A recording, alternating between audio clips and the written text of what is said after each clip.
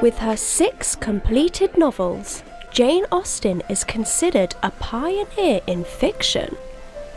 Her books, which focus on the intricate lives of the landed gentry, provide readers today with a glimpse into the society of the late 18th and early 19th century. Although she died 208 years ago in 1817, Austen's writing lives on, and her work is still highly sought after, not only being read, but also being adapted for the stage and screen. Her keen observation skills and sharp wit are reflected in her storytelling, and her social commentary is still praised today. She has had worldwide impact, with fans across the globe both reading and translating her novels. I have translated Emma. It was the last one. Actually, we have many covers, but these are the last ones. And Mansfield Park and Sense and Sensibility.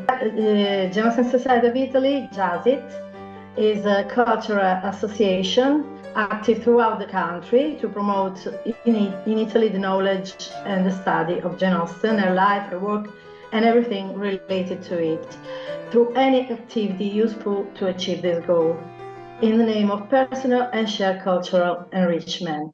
But where did it all begin?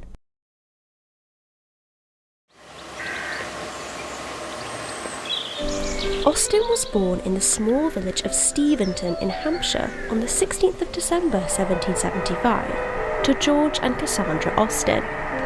Her father was rector of Steventon Church, and she was the 7th of 8 children, with 6 brothers and a sister.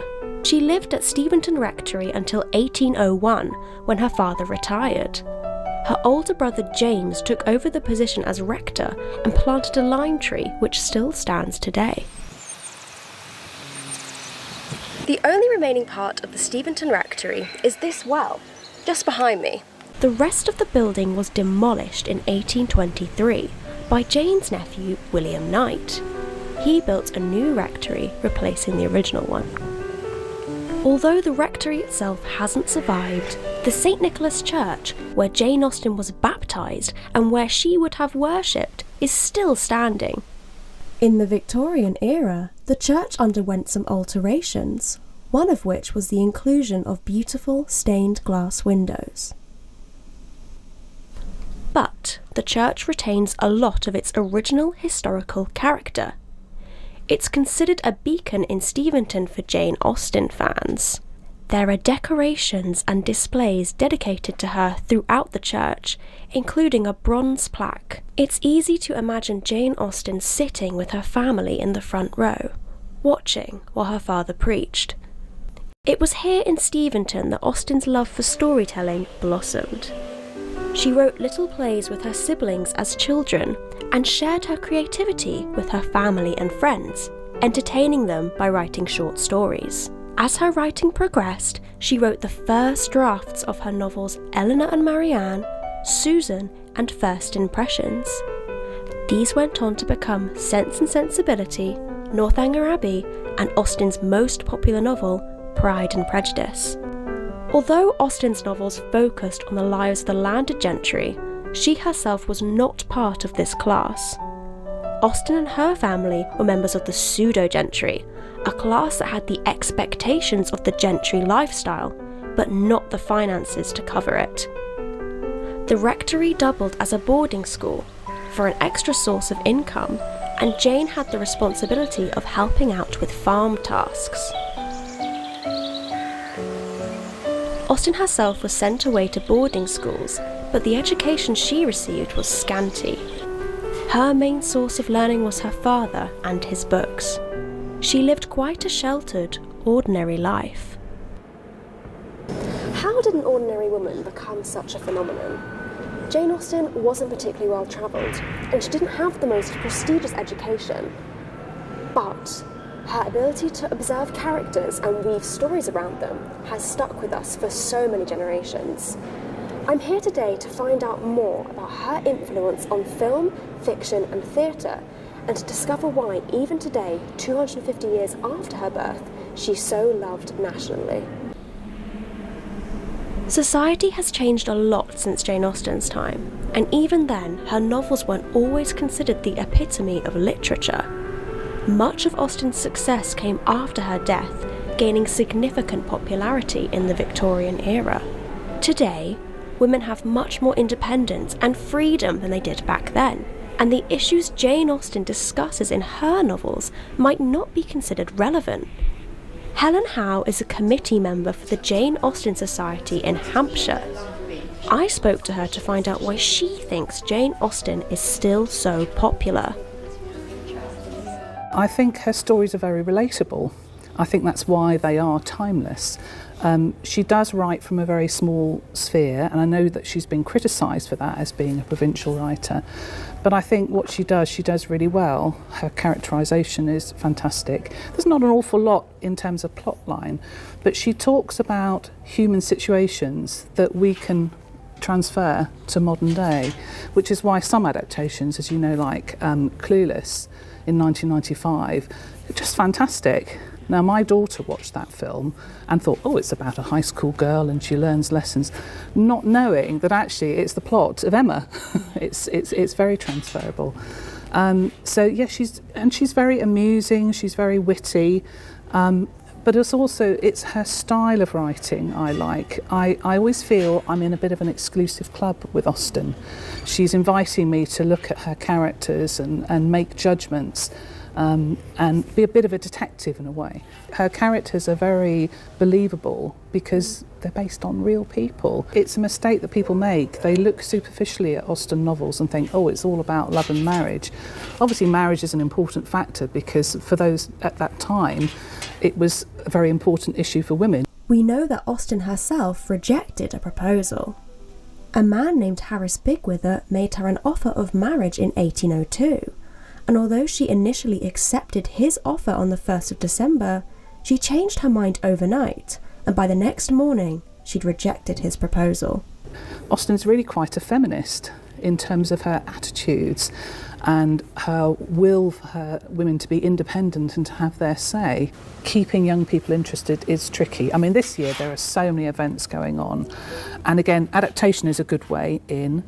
Also theatre productions as well that come out. There's a lot of fun stuff going out there. I'm going to see Pride and Prejudice, sort of, which is 5 ladies telling Pride and Prejudice, and they play all the parts and they use contemporary music.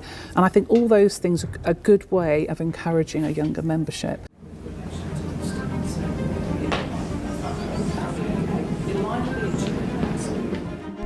Pride and Prejudice Sort of was written by Isabel MacArthur in Scotland in 2018.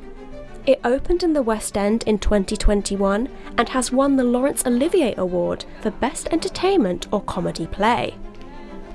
It's touring again now, and I interviewed Finlay Glenn, assistant director for this tour, while he was working on a rehearsal. We spoke about the appeal of this interpretation of the Austen classic for both old and new Jane Austen fans. It's a fascinating period of time.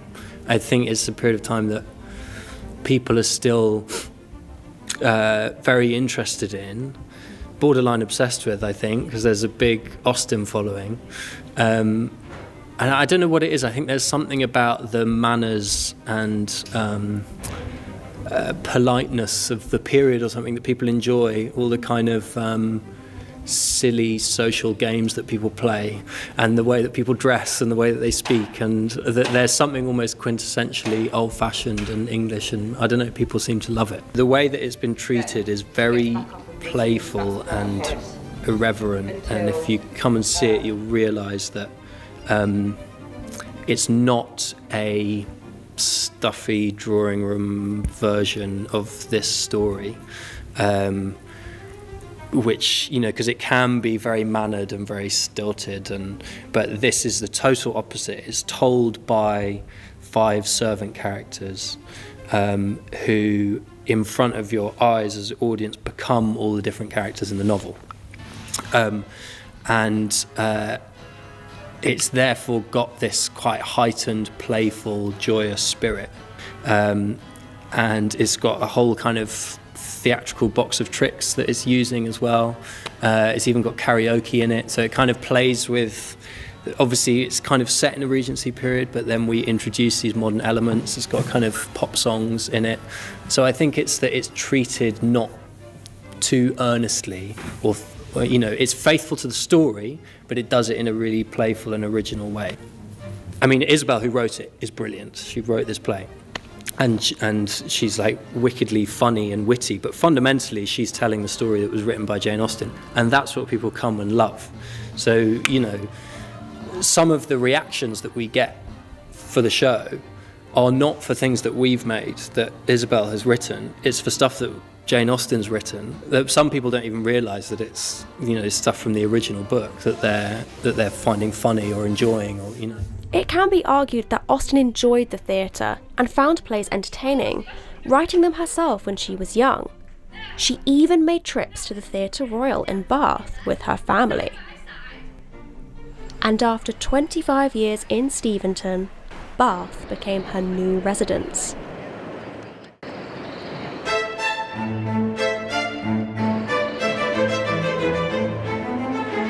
In 1801, George Austen retired from his position of rector and moved his family to the stylish spa town, a stark contrast to the rural Hampshire countryside Jane had grown up in. George Austen moved both Jane and Cassandra to Bath with the hopes of securing marriages to provide both of his daughters with financial stability. Much of the city today is unchanged from Georgian times.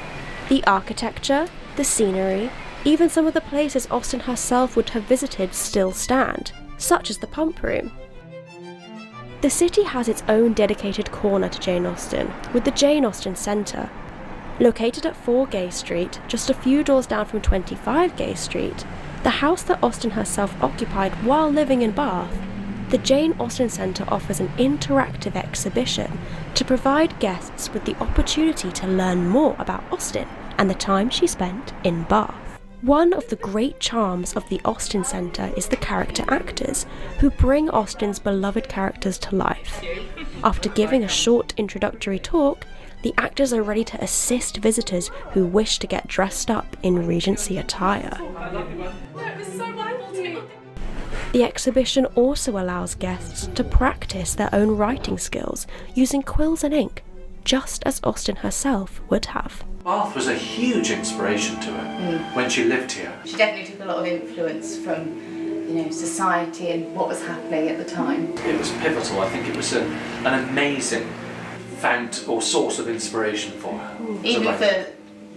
Even for the books not set in Bath, Yeah, I think absolutely. she would have drawn. She was just surrounded by so many more people than she would have been in, her countryside living. So there was lots of, boys growing up with the boarding school, all of this, all but brothers, to take inspiration of, full rooms of people. This year we've been lucky enough to be named top tourist attraction in Bath, so it's publicly recognised in lots of magazines around the world that the Jane Austen Centre is a great place to visit when you're in Bath. So it's definitely and certainly the Jane Austen Festival in the second week of September. Last year I was lucky enough to participate in the promenade, which was lovely. Yes. There's thousands of us, and what was it, 1,270, I believe. Yeah, people dressed up in Regency costume From all over the world. Walking down the streets of Bath, and it's funny, everyone is just united in that they This love love Jane. of Jane. It's like so nice that And it the brings us all costume. together. And the gentleness of the period and or how they imagine it to be, And you feel so in character with it in Bath. Is that I can't imagine doing it anywhere else.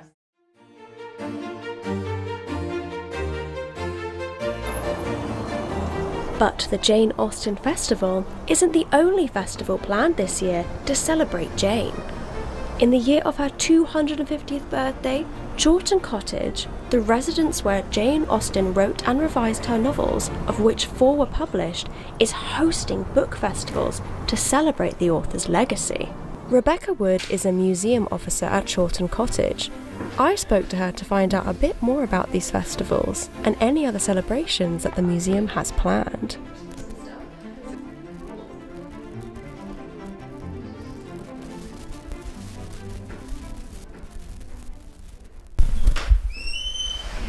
So this is the drawing room, which is sort of like the lounge or the living room for Jane and the ladies that live here.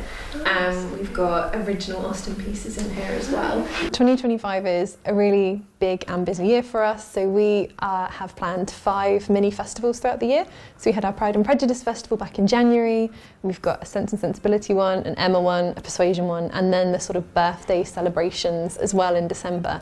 So those events or those festivals are filled with special talks and tours and guest speakers and all sorts of really lovely experiences here at the house.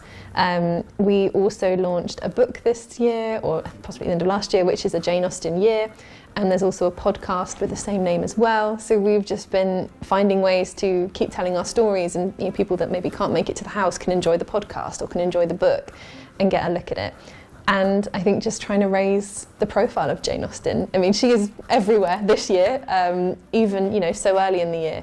There's been so much buzz and interest, and, in our Pride and Prejudice Festival, we had visitors that had flown in, especially from Dublin. I had a lady from Australia that had come in. We've definitely spoken to a few authors that have written maybe Jane Austen sort of related fiction, or, had their own try at writing Regency, Georgian ones as well. So that legacy of Jane Austen is very strong.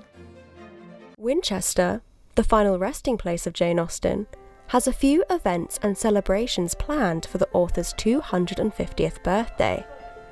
This summer, number 8 College Street will be open to the public for the first time. This is the house where Austen spent her final days before her death in July 1817. The cathedral, where she is buried, is planning a service in October, alongside special interest tours, balls and theatre performances. There will also be an unveiling of a Jane Austen statue dedicated to the author in October. 2025 is going to be an incredibly exciting year for Jane Austen fans across the world, with different festivals and events planned to celebrate her life and writings. It's hard to imagine how Austen herself would feel knowing that her 250th birthday was being celebrated. Perhaps she'd be quite shocked to learn of how cherished and loved both she and her books are today, but also delighted to know that the legacy she has left behind is one that won't be forgotten anytime soon.